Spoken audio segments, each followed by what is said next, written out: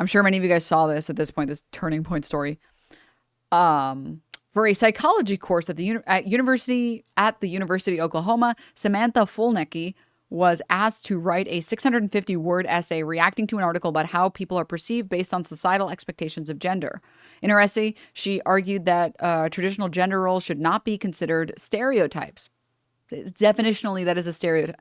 Whatever. She cited the Bible to support her stance and that eliminating gender in society would be detrimental because that would put people farther from God's original plan for humans. She received 0 points out of 25 on the essay.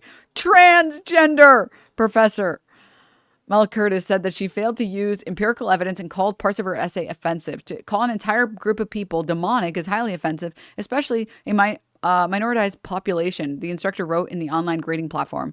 She said that she followed all the guidelines and should not be penalized for religious viewpoints. Now, I love the way that this is written. We at Turning Point OU stand with Samantha. We should not be letting mentally ill professors around students. Clearly, this professor lacks the intellectual maturity to set her own bias aside and take grading seriously. Professors like this are the very reason that conservatives can't voice their beliefs in the classroom. Kudos to Samantha for leading by example and standing up for what she believes. In University of Oklahoma, do better. Okay, so can we read the paper with you guys? Can we read the paper together? However bad you're imagining this essay to be, it's so much worse. I cannot believe a college student wrote this. 0 out of 25 somehow seems generous. Let's read this. Samantha's essay. Shall we? Samantha writes, "This article was very thought-provoking and caused me to thoroughly evaluate the idea of gender and the role it plays in our society." Terrible introductory sentence. Holy shit. The article discussed peers using teasing as a way to enforce gender norms. I do not necessarily see this as a problem. God made male and female and made us differently from each other on purpose and for a purpose.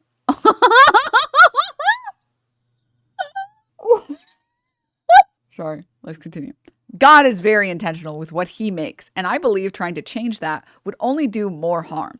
Gender roles and tendencies should not be considered stereotypes. Women naturally want to do womanly things because God created us with those womanly desires in our hearts. The same goes for men. God created men in the image of his courage and his strength, and he created women in the image of his beauty. He intentionally created women differently than men, and we should live our lives with that in mind. It is frustrating to me when I read articles like this and discussion posts from my classmates of so many people trying to conform to the same mundane opinion so they do not step on people's toes. I think that is cowardly. That is a cowardly and insincere way to live. It is important to use the freedom of speech we have been given in this country, and I personally believe that eliminating gender in our society would be detrimental as it pulls us farther from God's original plan for humans. It is perfectly normal for kids to follow gender stereotypes because that is how God made us. There is a reason so many girls want to feel womanly and care for others in a motherly way, and it is not, in a motherly way. The reason so many girls want to feel womanly and care for others in a motherly way is not because they feel pressured to fit into social norms. It is because God created and chose them to reflect his beauty and his compassion in that way. In Genesis, God says that it is not good for man to be alone. So he created a helper for man, which is a woman. Many people assume the word helper in this context to be condescending and offensive to women. However, the original word in Hebrew is ezer kenegdo, and that directly translates to helper equal to. Additionally, God describes himself in the Bible using helper, and he describes his Holy Spirit as our helper as well. This shows the importance God plays on the role of the helper, women's roles. That reads like shit. This is a college essay? Holy fuck! I wrote like this when I was in 5th grade. Can you not give a score lower than 0? I'm sorry, this deserves no points because it's written like shit. It's written like a fucking moron wrote it. Oh my God. Future nurse probably. Shut the fuck up. I feel so bad for dope nurses because some of their coworkers are just this. All right. It's Oklahoma, y'all. This is normal. Let's continue. He created us with such intentional and care. This doesn't deserve any points. He created us with such intentionally and care. That's not accurate. I think she meant intentionality. She wrote intentionally. I'm not a grammar expert. Okay. I didn't minor or major in writing. Am I mistaken on this? I think this is the one instance where I'm allowed to be a grammar nerd because it's a fucking college paper and you were supposed to write a good paper. If there was ever a reason to care about grammar, it would be now. Yes, I'm not mistaken. He created us with such intentionally and care. It should be, he created us with such intention and care, or such intentionality, maybe, and care. Where's the proofreading? This is why you got a 0. You didn't even bother to proofread your fucking work. Oh my God. It's only 650 words and you couldn't bother. I understand having a mistake in I don't know how many people have written 10-page papers. I had a couple writing intensive classes. And actually I thought I would hate them and I ended up really liking them. And I had a couple of 10-page papers I had to write. A 10-page paper, you have 1 or 2 grammar mistakes. It's easy to miss them. 650 words? Girl, come on. That's not that many words. It's really not that many words. Plot twist, this was proofread. Oh my God. This is only 650 words. This is a 650 word paper. This should take you 2 days. I don't know how long the article was that they were supposed to read, but physically writing the paper, no more than 2 days. From start to finish. So outline, first draft, second draft, corrections, rewriting, and then editing, proofreading everything. 2 days max. And when I say 2 days, I mean on top of normal schoolwork, a couple hours, maybe 3 hours one day and 3 hours another day. And that's if you're writing is not your specialty. At most. It's the morning before class. I mean, I agree with you, to be clear. Also, Grammar said she isn't even talking about the original article at all. It'd be one thing if she was consistently tying it back to the article through this delirium. But she goes, here's what I want to talk about. I want to read the original article, but let's continue. He created us with such intentionally and care, and he made women in his image of being a helper and in the image of his beauty.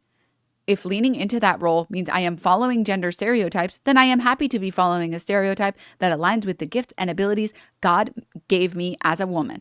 I do not think men and women are pressured to be more masculine or feminine. I strongly disagree with the idea from the article that encouraging acceptance of diverse gender expressions could improve students' confidence. Society pushing the lie that there are multiple genders and everyone should be whatever they want to be is demonic and severely harms American youth. I do not want kids to be teased or bullied in school. However, pushing the lie that everyone has their own truth and everyone can do whatever they want and be whoever they want is not biblical whatsoever. The Bible says our lives are not our own, but that our lives and bodies belong to the Lord for his glory.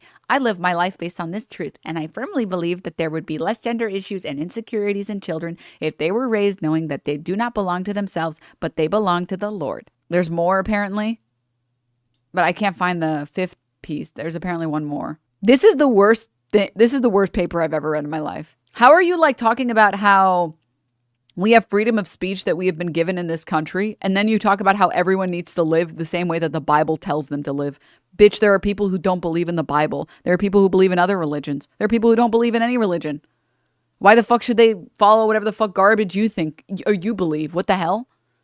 You believe what you believe. Okay, Spaghetti Monster tells me we should have no men. Now what?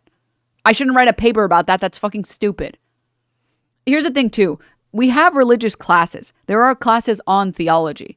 I'm pretty sure you can major or minor in theology. You're just supposed to actually cite things. She doesn't cite anything. She just says in Genesis, God said we are the bestest and the coolest and we should all be good. It's not citing anything. You would cite Genesis, 13:9 or whatever. I don't know Bible verses. Okay, sorry. I'm not a Bible cell. I apologize. I don't know Bible verses. But you would cite a particular Bible verse and say, here you can see God suggests that we should be made in his image. Now, I agree that the article says this and this and this. I disagree with this worldview. Personally, I subscribe to this, and I think that if we were, at least you would be doing some of the requirements of writing a paper. Glorbian 6'7". Stop. The problem is not that if citing the Bible meant you always failed your classes, we wouldn't have theological courses. We wouldn't have that. But then you would be thinking for yourself. Oh, right. And you have to think for the Lord. Duh. Overall, reading articles. Oh, there's more. Here's the fifth piece. Reading articles such as this one encouraged me to one day raise my children knowing they have a heavenly Father who loves them and cherishes them deeply, and that having their identity firmly rooted in who He is will give them the satisfaction and acceptance that the world can never provide for them. My prayer for the world, and specifically for American society and youth, is that they do not believe the lies being spread from Satan that make them believe they are better off as another gender than what God made them. I pray that they feel God's love and acceptance as who He originally created them to be. All it's missing is the end. That's what it's missing. This is so pathetic. Here's the prompt. You must write 650 words. Double-spaced reaction paper demonstrating that you read the assigned article, includes a thoughtful reaction to the material presented in the article. Points will be deducted when papers are deficient in any of these areas. I'll deduct 10 points if your paper is between 620 and 649 words. I will not give credit for papers under 620 words. Papers not turned in by the deadline will not receive credit. Please remember that your reaction paper should not be a summary, but rather a thoughtful discussion of some aspect of the article. Possible approaches to reaction papers include: 1, a discussion why you feel this topic is important and worthy of study or not. 2, an application of the study or results to your own experiences. 3, is the paper clearly written? And these are the 25 points. Where's the no omegalol? I want to read the original article, dude. What is the scholarly definition of the word satanic? The professor really said react harder. React harder is crazy. Oh, I found the article? No way. Let me turn off Dark Reader. It's like fucking it up. How long is this article? I want to see what I'm committing to. Oh, it's pretty long. No way she responded to this article that had, oh no. There's no way she read it. There's no way she read it. She read maybe the abstract and the conclusion, and then she went from there. Let's read a little bit. It says the article is titled Relations Among Gender Typicality, Peer Relations, and Mental Health During Early Adolescence. Abstract current study examines whether being high in gender typicality is associated with popularity, whether being low in gender, it's typicality, right? Is associated with rejection/teasing, whether teasing due to low gender typicality measures the association with negative mental health. Middle school children described hypothetical popular and rejected teased peers, completed self-report measures about their own gender typicality and experiences with gender-based teasing. Depressive symptoms, anxiety, self-esteem, body image. Participants also completed measures about their peers' gender typicality, popularity, and likability. Results indicated that popular youth were described as more gender typical than rejected / Wait, this article doesn't even, I don't know where you found this article, FM Masochist. So I don't know for sure 100% if this is the article that she was supposed to be responding to.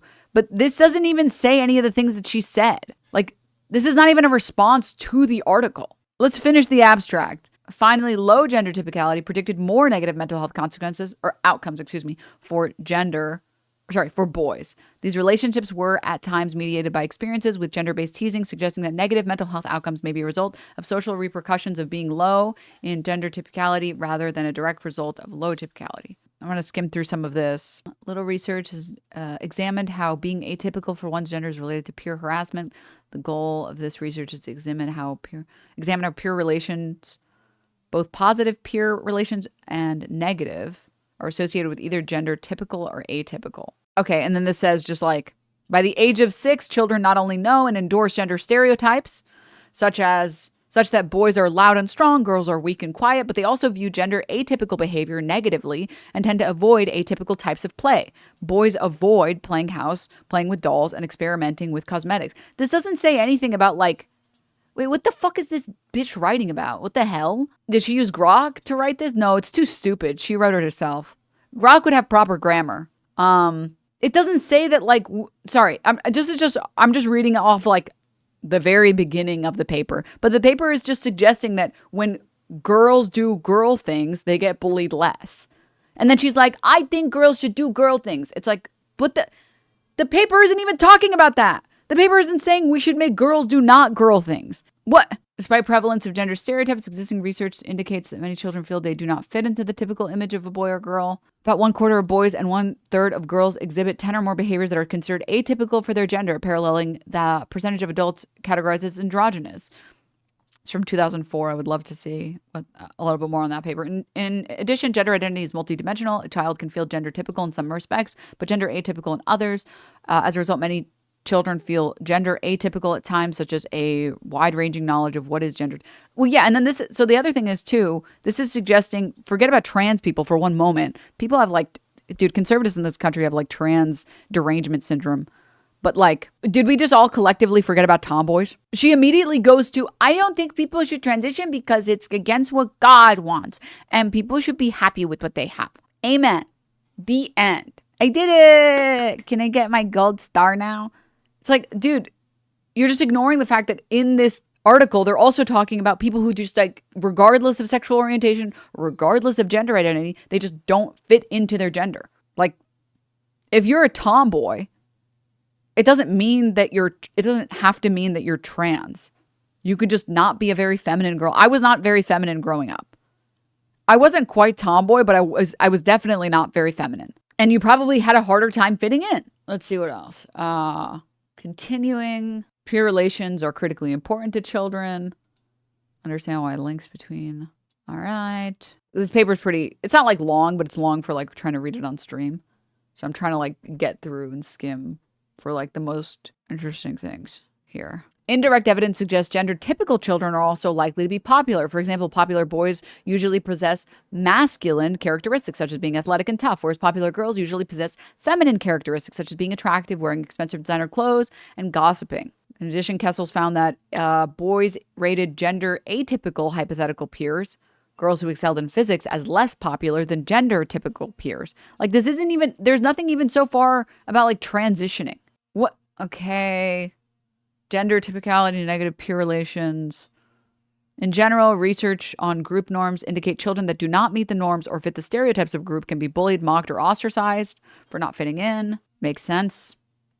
Then there's gender-based teasing, because the individual is acting atypical for his gender, is disproportionately directed at boys, although peers make negative comments to girls when they engage in typically male activities like athletics and computers. Boys who appear feminine with poor athletic abilities face even harsher repercussions from their peers.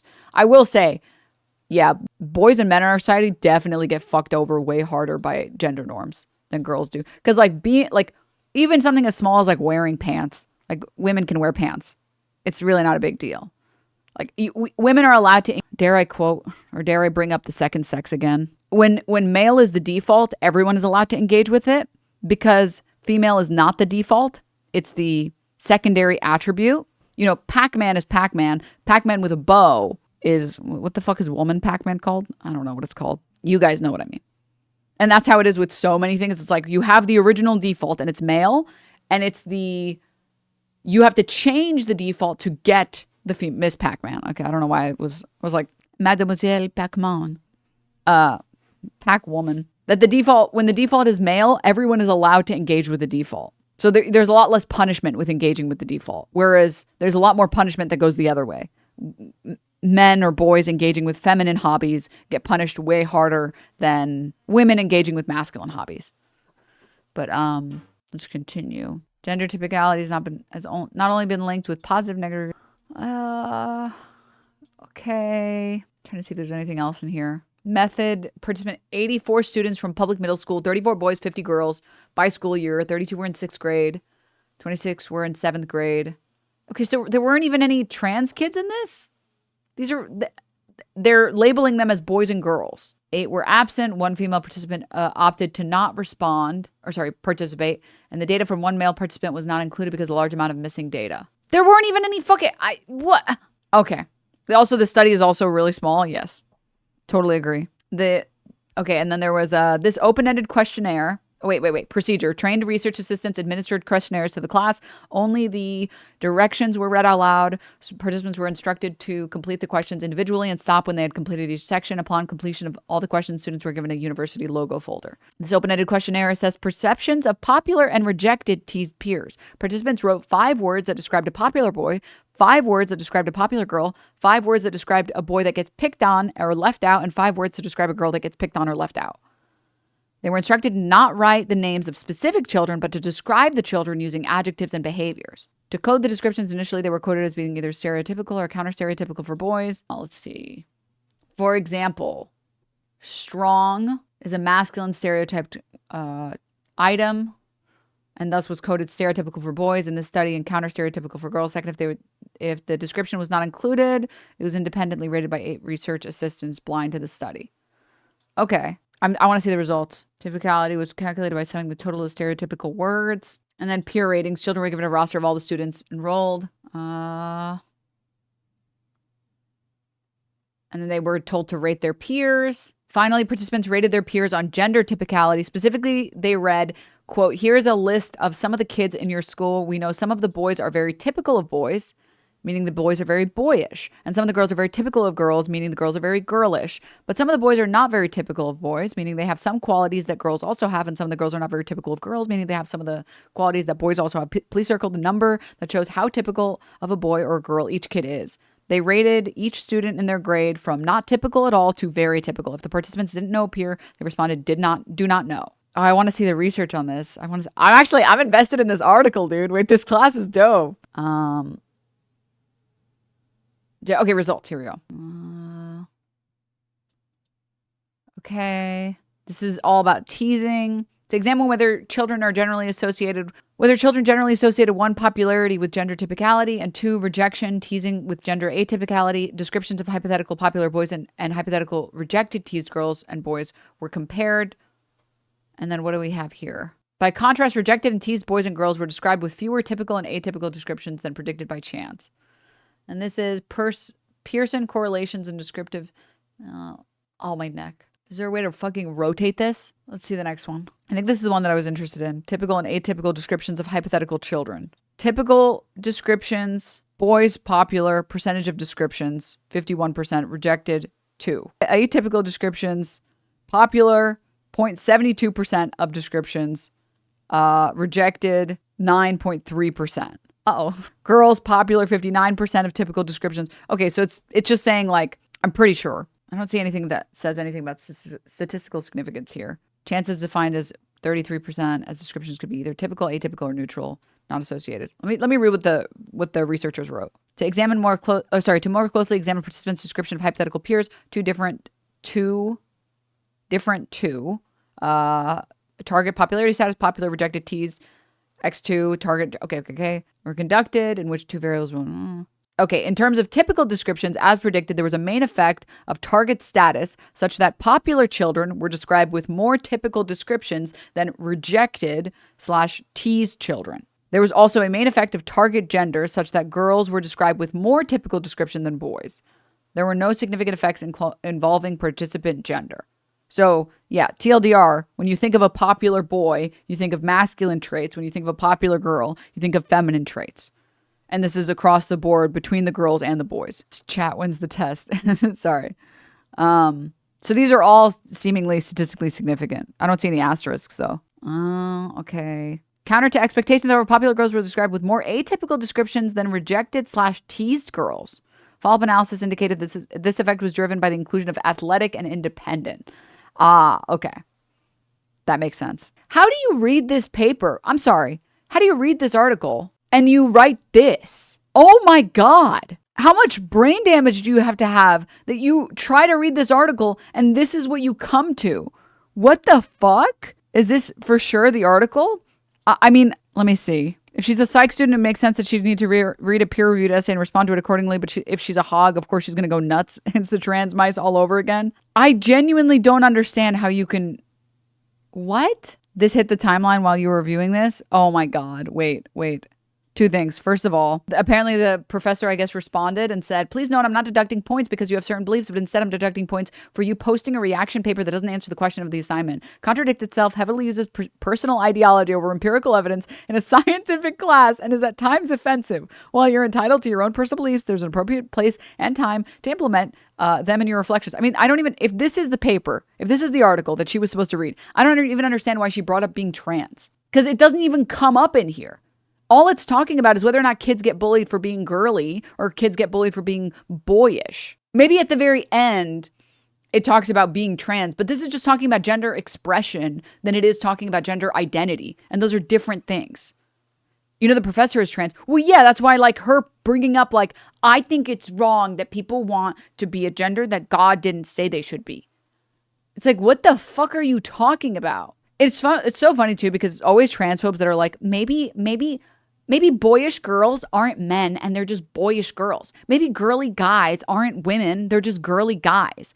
And then when there's a paper talking about this, they're like, you know, being trans is a sin against God. It's like, what the fuck are you talking about? You argue that abiding by normative gender roles is beneficial. It's perfectly fine to believe this, but then to say that everyone should act the same while also saying that people aren't pressured into gender expectations is contradictory, especially since your arguments reflect a religious pressure to act in gender stereotypical ways. You say strict gender norms don't create the gender stereotypes, but that isn't true by definition of what a stereotype is. So this is the other problem that I had with this. She kept saying, like, if a stereotype is this, then maybe stereotypes are good. But also, I don't believe in stereotypes. That's like, I don't believe that grass being green is wrong. Maybe grass should be green. It's like, why are you putting this in quotations? Like, I don't even understand what the fuck is happening. That you are defining the definition of a stereotype, and then you're mad that that's the definition of what a stereotype is. Please no. You can say strict gender norms don't create gender stereotypes, but that isn't true of what, by definition, of what a stereotype is. Please note that acknowledging gender stereotypes does not immediately denote a negative connotation, a nuance this article discusses. Well, yeah, because there can be stereotypes that are not necessarily negative or positive. It's just a stereotype. The oppressor had such a calm and measured response for such a clearly transphobic attack. I know. She should have just uploaded Mario the idea versus Mario the man. Stereotype is such a dirty word. Girls doing girly things. It's just a godly trait. It's like, what the fuck are you talking about? Like, I don't even understand. God. Okay. I apologize. Continuing. Additionally, to call an entire group of people demonic is highly offensive, especially a minoritized population. You are entitled to your own beliefs, but this isn't a vague narrative of society pushes lies, but instead the result of countless years developing psychological and scientific evidence for these claims and directly interacting with the communities involved. You may personally disagree with this, but that doesn't change the fact that every major psychological, medical, pediatric, and psychiatric association in the United States acknowledges that biologically and psychologically, sex and gender is neither binary nor fixed. I implore you to apply some more perspective and empathy in your work. If you personally disagree with the findings, then by all means, share your criticism, but do so in a way that is appropriate and using a methodology of empirical psychology as aligned with the learning goals in this class. If you have additional questions or concerns about this, or would like some additional educational resources, I would be happy to discuss this further and provide you with them. Well, again, it's like, I can't even think of like a good analogy. It's like pulling up to like a physics class and then whipping out a crystal ball. And the professor is like, hey, can you write down this equation? And you're like, I can just divine it. Yes, allow me to divine it. Yes, I am sensing you give me an A in this class. Like, okay, like, bitch, you're gonna fail. Like, you need to perform what the class is expecting you to perform. If it's a psychology class where you have to read peer-reviewed papers and you want to disagree, then pull up some peer-reviewed papers that suggest otherwise. I bet there's actually probably some really good peer-reviewed research on like Amish society that might align with the idea of gender norms creating a more cohesive culture or whatever the fuck. I'm sure if you looked hard enough, and that's the cool thing about science, and that's the cool thing about research papers and articles, if you look hard enough, you might be able to find some stuff that's counterintuitive or maybe stuff that agrees with you more, which I'm sure the professor would not have had an issue with that. I'm sure she would have been like, yeah, okay, I disagree, but here's some points. She didn't even try to destroy us with facts. She was literally like, and the Bible says that man and woman are created.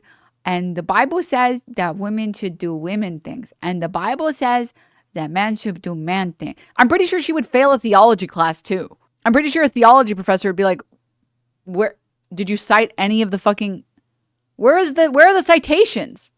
And then to get double owned by another professor that says, Samantha, I am the other instructor for this course, and I've also taken the time to read your paper. I concur with Mel on the grade you received. This paper should not be considered a completion of the assignment. Everyone has different ways in which they see the world, but in an academic course such as this, you are being asked to support your ideas with empirical evidence and higher level reasoning. I find it concerning that you state at the beginning of your paper, you do not think bullying, quote, teasing is a bad thing. In addition, your paper directly and harshly criticizes your peers and their opinions, which are just as valuable as yours. Disagreeing with others are fine, but there's a respectful way to go about it. That goes for discussion posts as well as reaction papers. Please employ more thoughtfulness in your future assignments. Well, yeah, and that's the point that I'm making. Like, if she had pulled up a separate paper, if she went above and beyond, she probably would have gotten like full points. If she found a different article, went out of her way to read through a different article and said, hey, so actually, in reaction to this article, I do want to point out this paper. And this paper suggests, this peer-reviewed research suggests that there is a Goldilocks zone for bullying and that there are empirically beneficial qualities, or like there is a benefit to some type of teasing.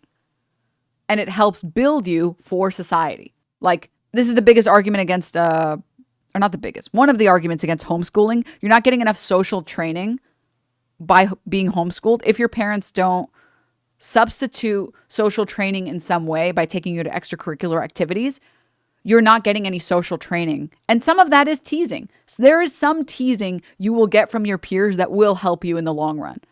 And it's better to like make those mistakes earlier in life than later in life, because you can learn from them, right? There was a lot of things that I got teased for that I should have gotten teased for because it was cringe. And I am better off by knowing these social rules now, like being stinky, like being smelly. It was good that kids teased me for being smelly. It taught me the power of the shower, okay? It was good. Like I'm not saying all bullying is good. I'm not saying all teasing is good. That's not what I'm saying. I'm saying that like learning the social rules can help you and it can set you up better off in life. So like, for example, if she had a paper that showed that like men who exhibit manly traits do better in the corporate ladder and women who exhibit womanly traits do better in the corporate ladder overall, or have better happiness measures, then maybe some level of teasing might cause, some growing pains, but later off in life, they are better off. If she like, I'm just spitballing here. I'm throwing shit at the wall, trying to figure out some form of like, no, it's good that we have social norms that doesn't rely on you being like, and the Bible says this, and the Bible says that. At least there you can build some argument. She probably would have gotten full credit for that. If she said, no, I think that there's nothing wrong with this. Yeah, there might be, again, some growing pains and some kids might suffer more perhaps, but in the long run, it's good for kids to fit into these social norms because we exist in a society and these aren't so easy to remove. Is this Denim's worst take? What are you talking? How is this my worst take? I'm saying a hypothetical on what paper she should have built. I don't believe in gender norms. I think it's all fucking nonsense and I think it's stupid. I'm saying if she wanted to use her brain and get full credit, go find a paper that suggests what you're saying. You're saying children should be bullied? No, I'm saying that there's a reasonable amount of teasing that you can get from your peers that will help you integrate with the rest of society as an adult. It's like teasing on things that are immutable versus teasing on things that are not immutable. Teasing on like weight, on height, on race, teasing on things that you can't change. Obviously, that's just going to negatively impact kids. There's no benefit there. There's literally none. Teasing on like, ooh, someone's stinky. Oh, who's a little stinky? It's like, I don't smell. I'm not stinky. And they're like, all right, I'm showering for the rest of my life. That's it. Lesson learned. All right, lesson learned. I got it. Also, yeah, friends ribbing one another is one thing. Random kids making fun of others is always bullying. Yeah, and that's what I mean. I mean, like, obviously you getting shoved in a locker over and over again is not going to build character. It's just going to cause depression and like mental issues, right? Gentle ribbing, because you're going to get ribbed in real life as an adult. You eventually have to learn how to like deal with that shit as an adult and like learn how to counter. You can't, if you never practice parrying, how are you ever going to become good at parrying? I'm ugly and I'm proud. You don't have to tease someone to get them to take a shower. Well, you clearly never met me as a kid. All right. I will say that much. Learning how to fail is important. The problem is that we don't have like good guidance counselors and we don't have good like mental health professionals in schools to like moderate this shit. Cause like there were definitely bullies I had where it was like, damn, can a bitch get some help around here? Like, can this person go to detention for how they're treating me? And then there's other things where like, I wish there was a guidance counselor so I can be like, everyone makes fun of me for being stinky. And the guidance counselor could be like, did you think about the fact that being stinky is bad sometimes and you should shower? And then I'd be like, oh, you're right. Maybe I should shower. And then if I went, I was like, the other kid called me fat. Or the other kid said I'm ugly or whatever. Then that kid would get penalized. And they'd be like, don't do that. That's bad. You have to like engage with society to train your social skills. Okay. If I never got any teasing ever, I would be completely socially inept as an adult. Totally, completely inept. Girl, how old are you in these examples? Well, I just kind of got bullied throughout public school. Things that you control. Yeah, that's why I said immutable versus not immutable. It's the opposite of immutable characteristics. Mutable. Bully the smelly people. Got it. Thanks. There is a role that teachers are expected to do on top of teaching. The content is crazy. And keeping kids safe. It's just too much for a teacher to manage every kid. Yeah. Yep. Totally agree. If I would have been given a manual, I'd been fine without the bullying. Listen, I'm speaking from my personal experience, and I'm telling you from my personal experience, I was told many times by my family members that I should shower and I should be less stinky, and I didn't give a fuck until I got bullied relentlessly for it. And then I was like, you know what? Maybe I should. Clearly people care. Like, if you were a golden child and you listened to every word that your parents said, and your parents were God, and anytime anyone suggested everything to 4-year-old you and 5-year-old you and 6-year-old you and 7 and 8 and 9 and 10, 11, 12, 13, 14, 15, then you know what? You're literally perfect. You don't need to listen to me. You need, as a kid, social feedback from peers. I'm not saying we should be fucking wedging and shoving people in lockers. The treatment I got was so fucked. There were so many things that I got I did not deserve most of the shit that I got. But there should be at least some social feedback, something to help you, like, deal with the world. They called me pepperoni nipples in gym class, says one chatter. No, that's so sad. That makes me so sad. Oh. Feedback is necessary for all effective learning. Well, again, it's like, it would be like a normal amount of teasing would be fine if there were like actual social workers at schools that could handle these problems. Because then they could actually step in and punish kids that are taking it way too far. And they could help kids that are struggling socially. Because I struggled socially for so long.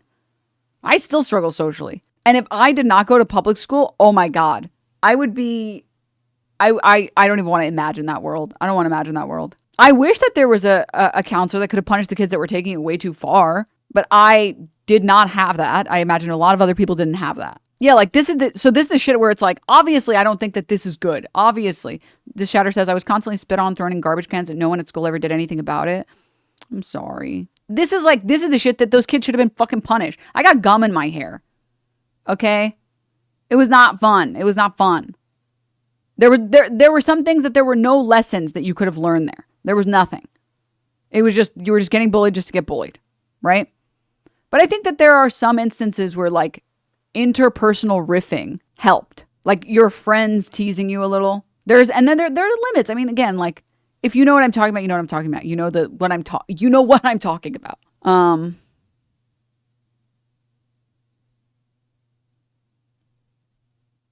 It's important to distinguish bullying from teasing. Yeah, because like bullying is like there's nothing to be learned from bullying. From just straight up bullying, there's nothing. Also, the point that I'm making, the greater point that I'm making, I don't know if it's possible to have a culture of mild bullying without leading to extreme instances we say should be solved by an authority. Obviously, anything physical, immediately punishable.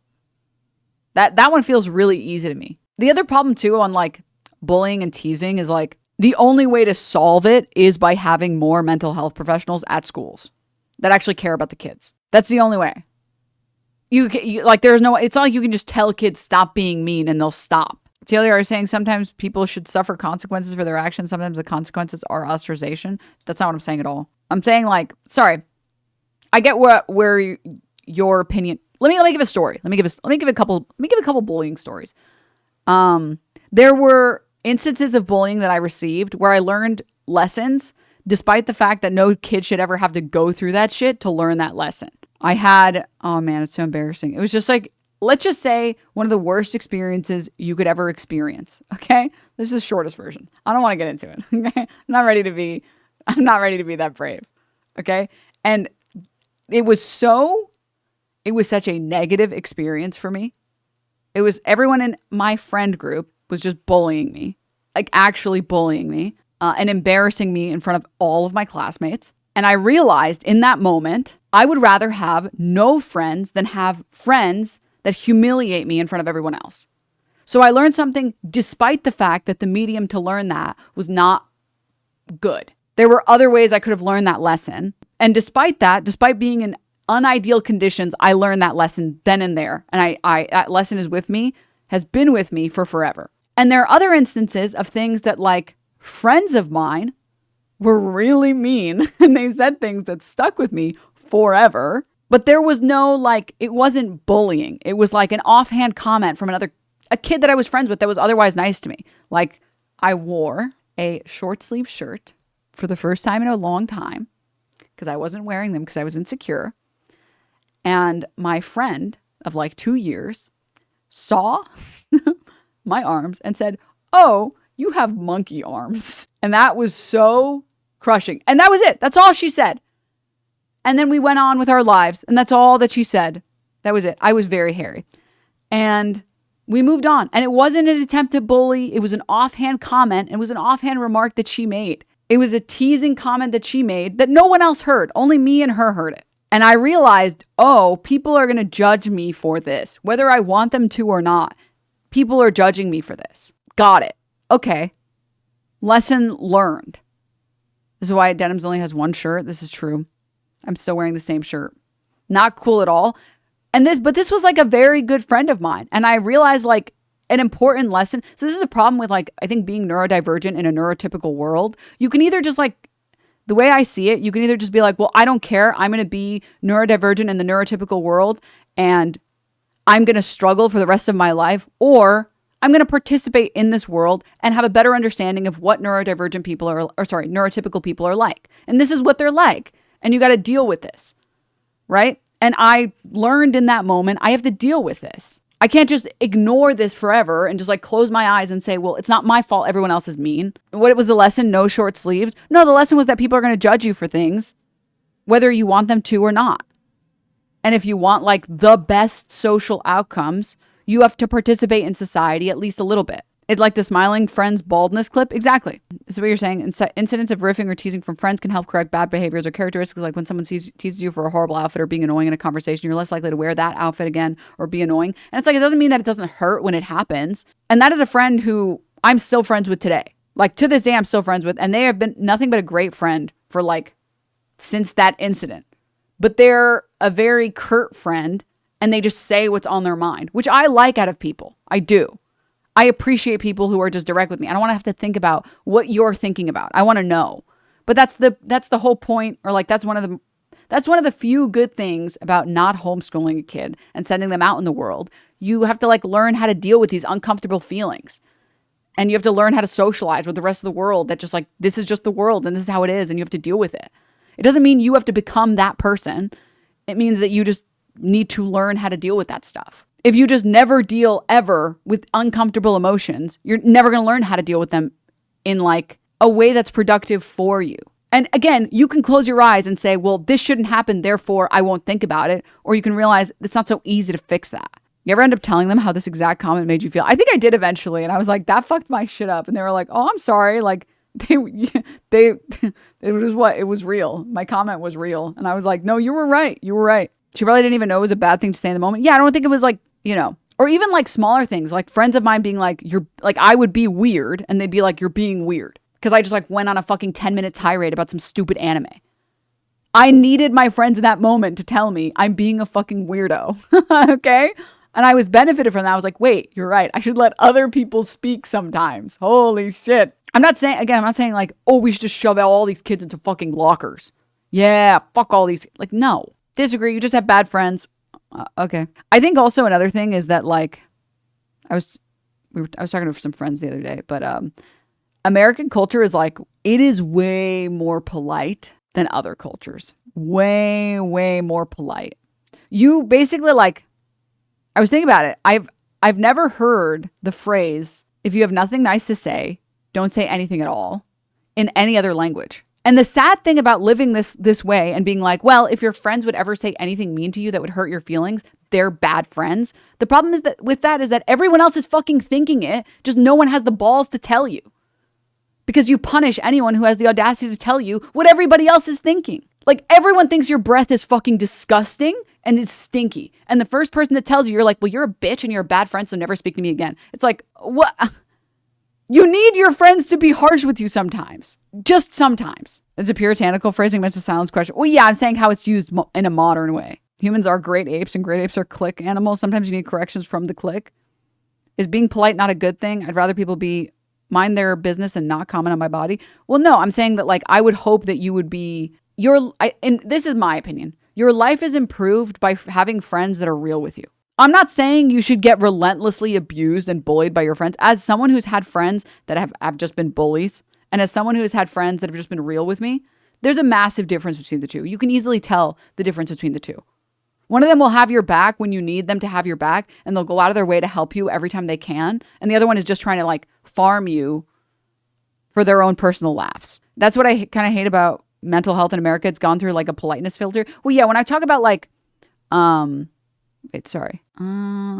Where is it? No, there was a chatter.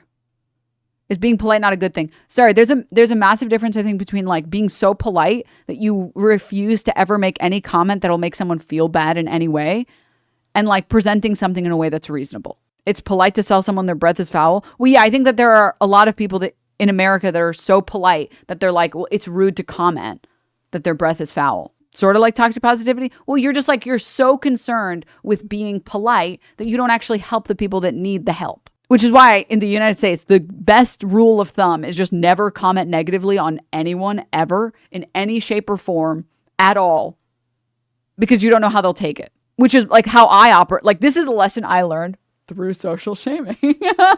Actually, you don't make comments to other people that are negative ever. And you only make rare exceptions with people who've already done it with you. And that's it. I disagree. I think you're taking away the wrong lesson here, Lizzie Craft. I don't care about politeness. I just think people who have a problem with getting an info dump aren't my people. You're like, I hate when chatters do this. When, like, you ignore part of my sentence so that you can build your argument.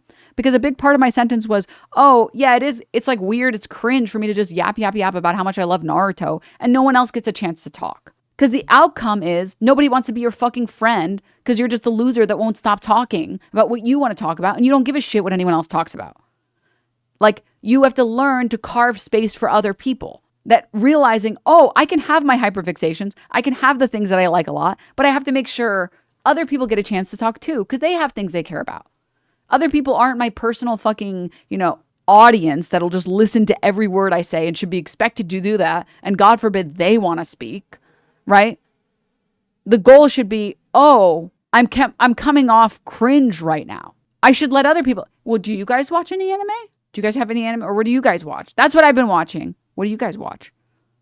Like, learning how to end a sentence or like a paragraph with a way that brings other people into a conversation, right? Because then it's like, it's not just you dumping on people and dumping and that's it. It's like, oh, wait, other people are people too and they want to talk sometimes. No, I'm going to yell at people about Yuri anime. Yeah. I just prefer friends who are curious and want to listen. I apologize for saying you had bad friends. I'm just saying I can't have friends like that. I think you're limiting yourself with the amount of people that you're missing out on. And there's a lot of different types of people. And there's lots of ways to enjoy lots of different types of people. And you don't have to have friends that only are down to listen to you info dump. There are lots of people out there who I think if you're open to the experience, you'll enjoy it. That's all I'm going to say. Okay. I totally forgot that this is a controversial take, that like people close to you or people when you're growing up teasing you can help you repair or work on things that you're struggling with. Because the thing that I hated the most growing up was that I had no friends. That was what I hated the most. I just hated that I like literally, I couldn't get a single person to like me until I was like 13. And I was so down to just work on anything. I just wanted a friend so bad. And then in high school, I finally made some, thank God. At the end of like middle school to high school, I finally made some, thank fucking God. But it took a lot of social training to get there. And I would have been worse off if I just looked at all my experiences and said, well, all bullying is wrong. All teasing is wrong. There's no lesson to be learned. I'm perfect the way that I am. And everybody else is a piece of shit. There was a lot of stuff that I got to benefit from by just looking at all these bad experiences I had and thinking, okay, what can we learn here? You know, what can we learn from this? Let's see. Or even things that weren't necessarily intentionally like meant to be evil or meant to be harmful to me. I still got to learn from that, right? And it's hard for me to look back on those experiences with like immense dread because I went from having no friends to having lots of friends. Because I worked on these things that like people did not like, that people did not jive with. Think you had a spot on take with Americans ignoring flaws. See, I couldn't. Oh, sorry. Ignoring flaws and how BIPOC households would just veer into it. This TikTok about Flexicans to give people the worst nicknames. Yes, yes, yes, yes.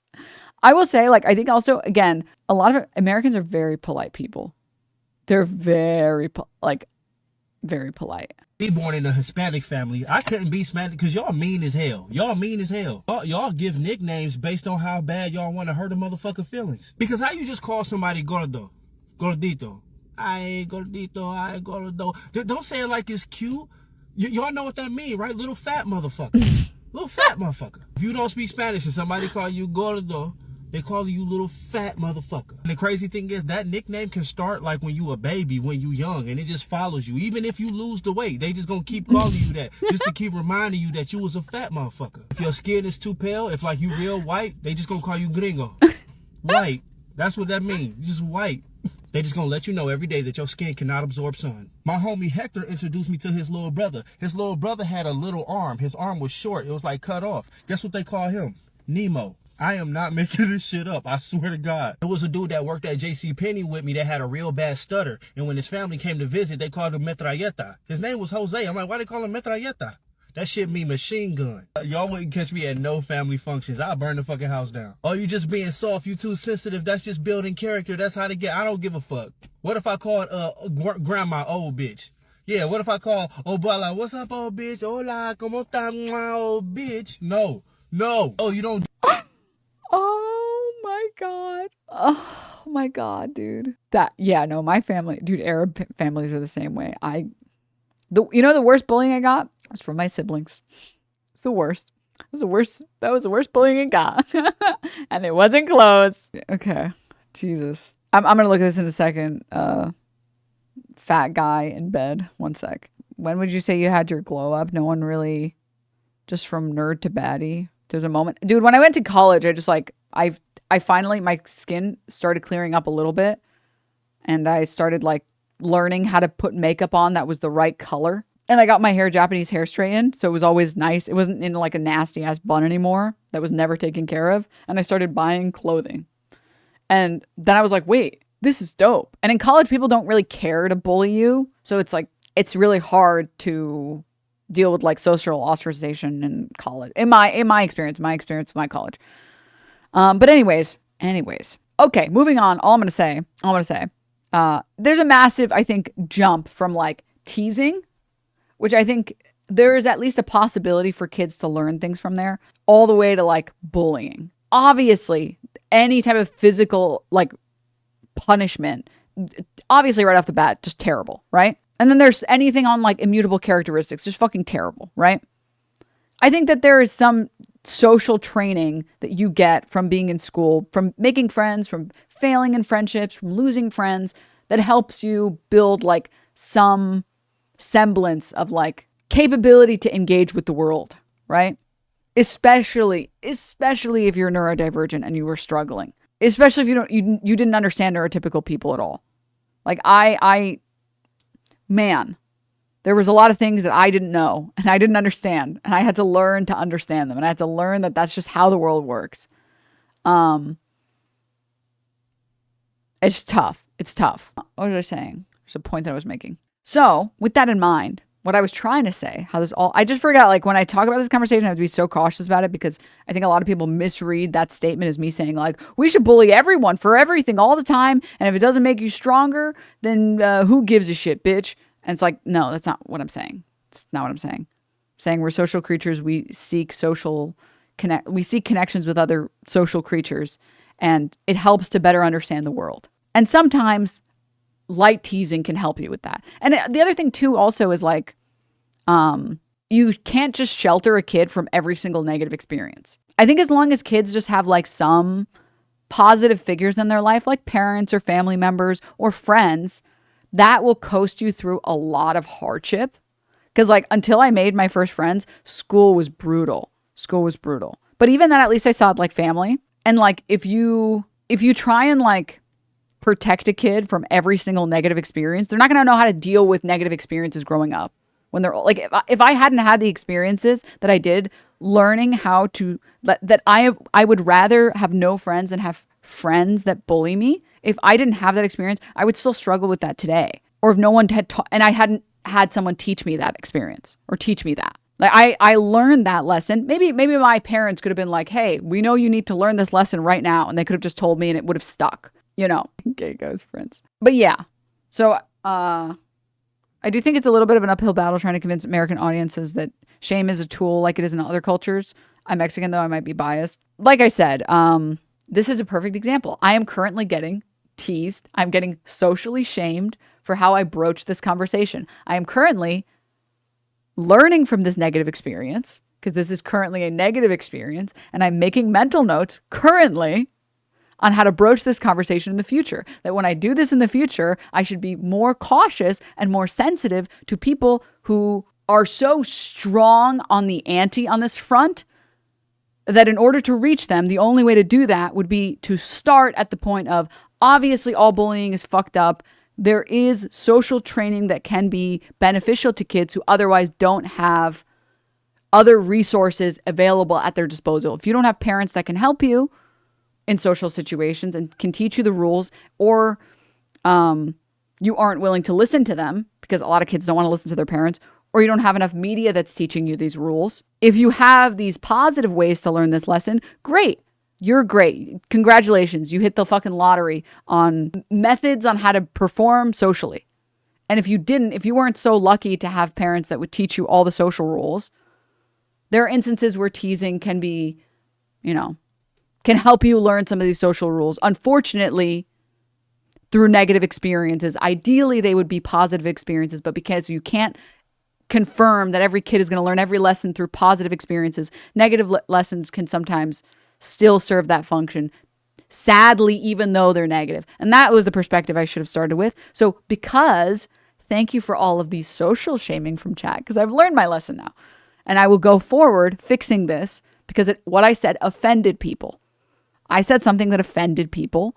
I will learn how to say this in a way that isn't offensive to people. This is what I'm saying. This is what I'm talking about. But when you're a kid, and it's so much easier to learn this shit when you're a kid, when you don't know any of the rules. Do you think some kids would benefit from shock therapy?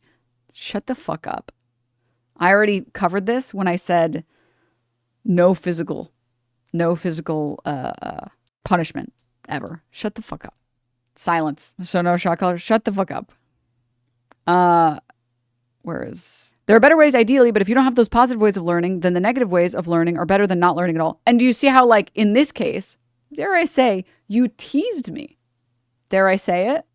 And you apologize, and I recognize that, and I won't take that away. And you've been a great chatter. I'm only using you as a way to like have this conversation. But dare I say that you teased me when you were saying, disagree, you just have bad friends. Like, coming in a little hostile, you reeled it back. Again, you're a good chatter. I recognize your username. I know you're not coming from like a place of, I don't know, unrighteous anger. But the problem, which you socially shamed me into having a better presentation of this topic, because when I reframed it, your position was agreement. This is the point that I'm making, but like on a greater scale.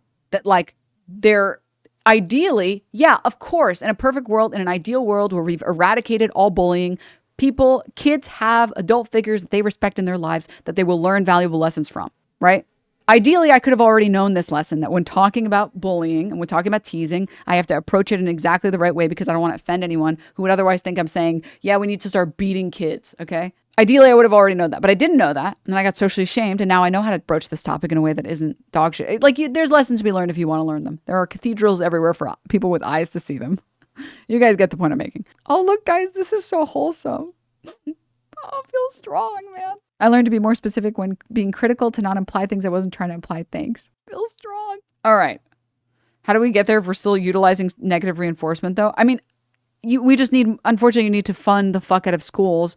And when kids are like very educationally stimulated, they don't have time for like, or as much time for like bullying. And then you put social workers in to help weed out the couple of like kids that maybe are just dealing with a lot of mental health issues, and that's why they're acting up. That's why they're acting out. Because the reason, this is my, okay, I'm not a child psychologist.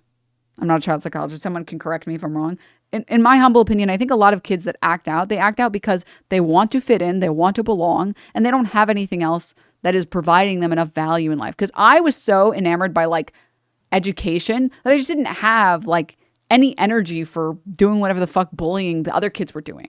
I think genuinely like the bad kids or whatever, the problem is not that they're evil or that they need to be punished more. The problem is that they need some type of stimulation that isn't what they're doing. That's my, I would have to go and look at like some fucking, they need guidance. Yeah. They need guidance from an adult that they actually respect to show them that their behavior is fucking lame. That's what they need. Punishing them isn't going to work. It's just not going to work. I have known bad kids. Punishment doesn't fix them. It just makes them worse. Okay. It literally just makes them worse. They just think that like bullying is a way for them to obtain power, and they don't understand the other ways that they can obtain power. They don't understand soft power. They only understand hard power. So I genuinely do think that I don't think any kids are like so far gone or that like they're so evil. The only way to fix it is punishing them. I don't think that works. I do think that there has to be some like bad kids shouldn't be allowed to just traumatize the other kids. Like clearly they need more attention from adults. The kids who already know how to behave in class, who don't get in trouble, who don't get into fights, they're good. They're doing well. They understand the mission. They understand to pay attention. The kids that are struggling with that, they need more attention to fix that problematic behavior, to fix the negative behavior. If you took those kids and like gave them a well-paid teacher and a well-paid counselor and really tried to work on them and make them better, they would get better. That's my, again, this is not off of site. This is anecdotal. Okay. It's possible the research shows that like you just put kids in a broom closet and fix them. I don't think so. I personally, I would gamble and I would guess that's not the case. I would have to look into research and see what research says improves bad kids or bullies. But this is just anecdotal. That's just my 2 cents. I would guess that the research also suggests that having a positive role model would actually help the bad kids.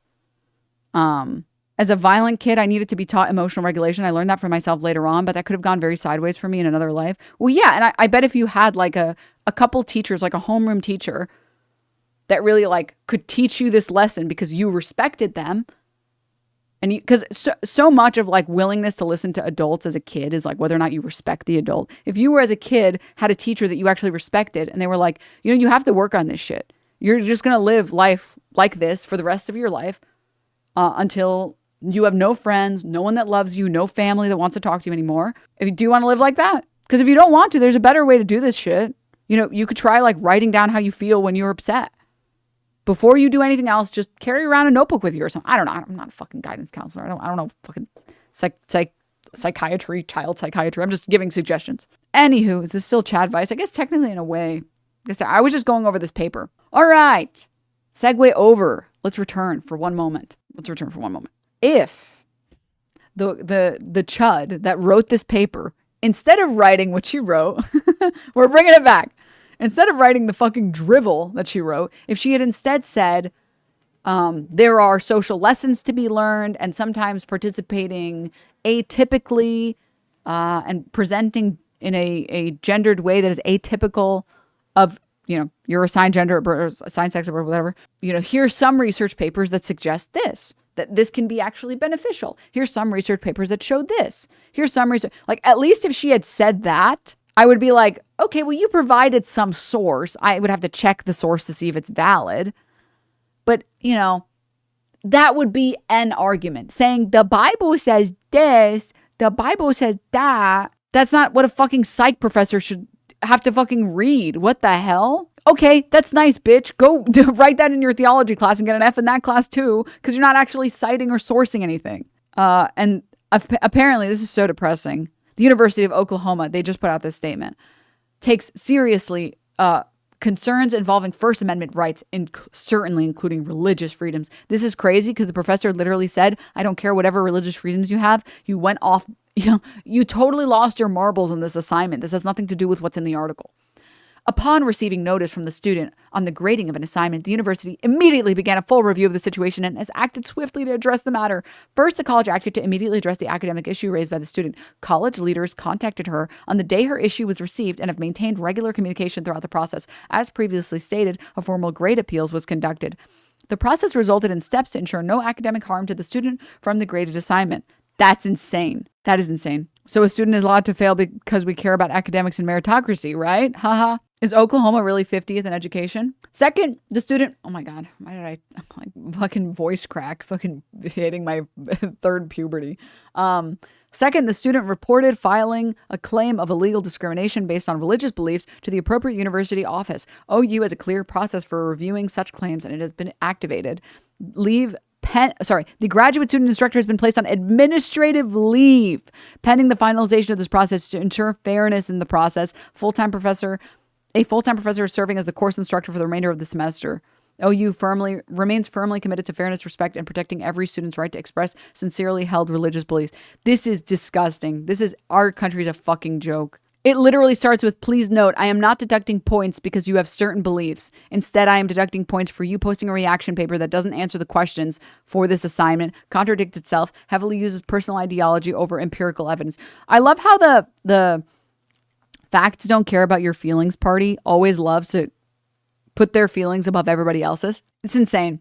Actually, is this cancel culture? But it's actually, I'm dead ass going to walk into a physics class and say God says gravity is fake and get the instructor fired if they disagree with me. This is literally the equivalent of like taking a high level like science course and then saying evolution is fake because God said so. And then trying to get the professor fired. Can you imagine writing a paper in like some, I don't know, organic chemistry class? I don't actually think that they teach evolution and organic chemistry, but whatever. I wasn't a science nerd in college. I took like one chemistry class and I was like, okay, science requirements met. And then writing a paper that's like, oh, they can, Bio 101. And then saying like, well, God says Adam and Eve, and they started and Eve came from Adam's bone. And what do they think? Is it like, humanity is only 4,000 years old? Or is it, it's obviously not 2,000. Is it 4,000? Maybe it's 7,000. I forget the exact, 6,000? 6,000. Humanity is only 6,000 years old, so evolution isn't real. And then getting a zero and being like, I'm going to get you fired. I'm going to get you fired for infringing on my religious beliefs. It's like, bitch, that's nice and everything, but like, you don't have to agree with a professor to agree with like academic methodology. Like I don't know how many people have taken philosophy courses. Half the time you have to like argue a philosopher's position that you don't fucking agree with. It'll be like, well, what would Kant say about this? And it's like, dude, the temptation to write Kant's a little fucking bitch is so strong. But that's not the assignment, dumbass. The assignment is Kant would say some fucking bullshit like this. Like you would fail all your classes if you just said, well, I don't think so because God said this and he has divine authority. What the fuck? Why are you in college then? If you don't care about higher education, you don't care about like sourcing peer-reviewed material, why the fuck are you in college? I can't believe it. Like I'm like in awe that like they would put a professor on leave. Because here's the thing. If this professor had like failed the student out of the class, or if this professor had like kicked them out of the program, I'd be like, oh, that's kind of far. The whole purpose of, in my opinion, the purpose of college should be intellectual rigor until you are capable of writing good work, right? That should be the goal, that you develop critical thinking or you work on your critical thinking. Seems kind of mean. I think outside of like cheating on exams, you shouldn't be like kicked from a program, right? Or kicked out of the school or expelled or like given an F in the class. You write a paper poorly, you get a 0 on that paper. Okay. That's fair. If this professor had like kicked her from the program and be like, dude, whoa, the purpose of college is to teach. What the hell? Or that should be the purpose. That's not what happened. She didn't do the assignment correctly, so she got no points for the assignment. What the fuck? What's wrong about that? I don't even understand what's supposed to be wrong about that. Also, if you believe in like God made woman to be womanly and God made man to be manly, Why the fuck are you in college? Go have some kids or whatever. Isn't that what you're saying God wants? Why aren't you doing what God says you should be doing? I don't subscribe to your image of God or your idea of God, so I don't have to do that shit. But you apparently do. Why the fuck are you trying to learn? In your own universe, what you want doesn't even fucking make it. You're not even doing what you want women to be doing. Shouldn't you be barefoot in the kitchen or some shit? I'm sorry, where in the Bible does it say women should go get an education and get a college degree at Oklahoma University? Like, this is a tiny response paper. This is the sort of thing that the class probably does weekly or per class. Yeah, this is a small response paper. Like, I would gamble that this, like, they probably had like 15 of these. If it's like a specifically, well, maybe 10. Because I know in my classes, even not writing intensive classes, like I think I took a sociology class. I had to write like 10 of these. You had like, the fucking website, whatever the fuck website we had, Blackboard, I think it was. And you had to like write your response. And it was like, and in order to get full credit, you have to respond to 2 other people's responses and say something besides good. You have to write 2 sentences to respond to other kids. It's like, I fucking hate you. I don't care what they wrote. Isn't this your job? We're good. Discussion board. Let's go. I found your paper to be quite interesting. I hadn't considered this stupid fucking perspective. Delete. Everyone's been there. Okay. If you've been there, you've been there. You know what I mean? No, I'd use that shit to argue. The lion does not want to make a discussion post and respond thoughtfully to 2 others. Oh, man. Yeah. All right. But that's crazy. That's crazy that might have been 5% of her grade, and she threw such a fucking fit that this poor professor is on administrative leave, even though the professor did nothing wrong. The professor actually did everything right. Back to the previous conversation really quickly, in a way. Dude, my papers used to be ass. My papers used to be so ass. I will never forget, like, one of my first writing classes. It's like, I think it was like my first philosophy class. I like submitted something. I was like, dude, in my head, I was like the fire, the gif of like the guy writing and it's like straight fire. And I was like, dude, oh yeah, I'm going in. Yeah. A little bit of this, a little bit of that. Yeah. And I got like a C or a D, and like it was just like written all over. It was like question mark, run-on sentence, too long, very confusing. What were you trying to even say here? Not sure. I was like, I thought I was cooking and I was only burning. Oh no. But I had like enough teachers that like, corrected my writing, and I worked on my writing for many years. So it became readable. I just wrote in a very verbose manner. Cooked so hard you didn't realize the kitchen was on fire. Oh, I thought I was a Michelin star fucking chef. Meanwhile, I was just playing fucking Overcooked poorly. Yeah, I also noticed my problem with writing was that my sentences were just so long and run-on. I had so many run-on sentences, really like convoluted sentences, just way too verbose. And I like reeled it in heavily. And I worked on like structure a lot. Writing is hard. Writing well is difficult. But even at my worst, I didn't write like a fucking 3rd grader like this fucking dumbass. I can't imagine getting back this paper and then being like, it can't be that I wrote in a stupid way. It's that the professor is trans and evil. It's fucking insane. That's insane. The goal of a professor should be to criticize you harshly so you improve on what you're on like, the basics of education, the basics of critical thinking, the basics of writing, the basics of reading. If I got really mad every single time a professor like graded me harshly and tried to fail every professor, I would have learned nothing. I literally would have learned fucking nothing. Writing a paper that makes a serious, coherent point from start to finish is so hard, like actual structuring evidence, and then making it read well is even harder. Because my problem was always that I had a coherent point, but it read like garbage. It was kind of all over the place. Like I cited things, but really long sentences. I didn't string one point into the next with good flow. Like it didn't read well, which is like kind of an art to write something that like each point transitions into the next one and flows really well. But I got better at it. But I am not a great writer by any means. Okay, I am not. Please do not think that I am. But having a couple classes to work on that, having writing intensive classes to work on that, helped me work on that. Actually, it made me not dog shit at writing. I can write okay now. It's passable now. Okay, it's passable. And it was interesting because I would read like other people's papers and I was like, damn, these papers read so well. No wonder these people get A's. Didn't you study accounting? Yeah, but like, I don't know if you're American, but a lot of American colleges and universities require you to take other types of classes. It's supposed to make you well-rounded. So I had like a writing intensive class.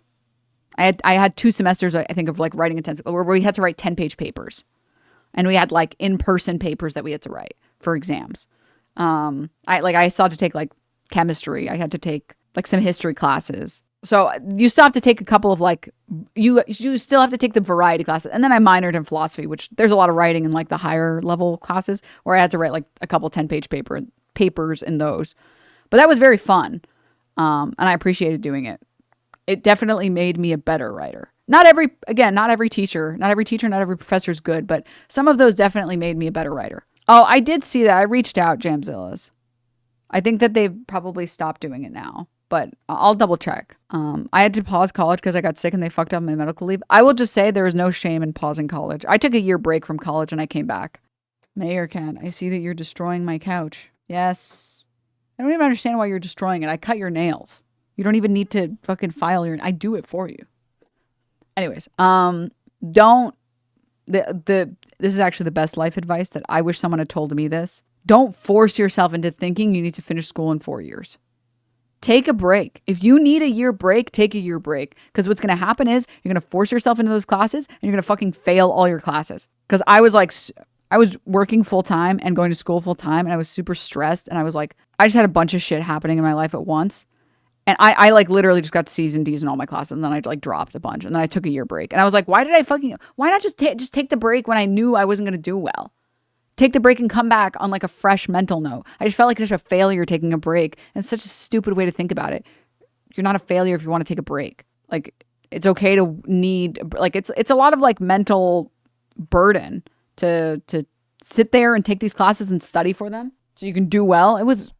I tell you, it's harder to come back if you stop. Not if you plan when you're going to come back. If you leave without a plan, then maybe. But if you plan like, I'm going to come back in a year, I'm going to sign up for these classes or I'm just taking 1 semester off. That would have been way better than like fucking up a semester on your transcript.